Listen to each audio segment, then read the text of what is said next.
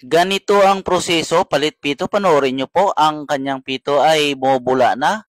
Talagang palitin na talaga ito. Ang gagawin natin dito ay puputulin na natin to ang lumang pito niya.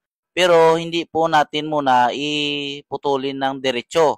Kalahati lang muna para ito ay hindi mahulog sa loob ang pinakapuno ng pito. Kaya ang gagawin natin, kalahati lang muna ang paghiwa natin. Tapos i-clamp natin. May nabili tayo sa online ng ganitong klaseng pang-ipit para hindi na tayo tatanggal ng buong gulong. Kasi kung tatanggalin natin ang buong gulong, aba napakahaba ng proseso at saka marami tayong gagawin. Ngayon, ito po ay dinudukot lang. Katulad niyan, ibaba mo lang ang labi sa pamamagitan po ng ating pang-ipit. Yan.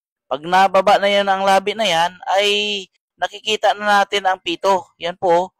Yan. Pag nakita na natin ang pito, lagyan na natin ng Phillips screw yan. Kasi puputulin na natin siya.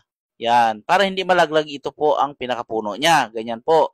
Medyo maraming amag. Ngayon, kukut-kutin natin ng screw. Ganun lang po yun. Kasi kung maraming amag yan, ay magsisingaw din yan pagka kinabitan mo ng bagong pito. Kailangan malinis yan. Yan, ganyan. Tapos lagyan natin ng pampalapat. Katulad niyan, ang ginagamit natin ay tire lubricant. Tire lubricant paste ang ginagamit natin. Pati ang pito, lagyan din natin ng tire lubricant paste. Ganyan po. Para lumapat talaga sa dyan. Ngayon, ilagay natin ng pito na bago. Tapos lagyan natin ng yabi.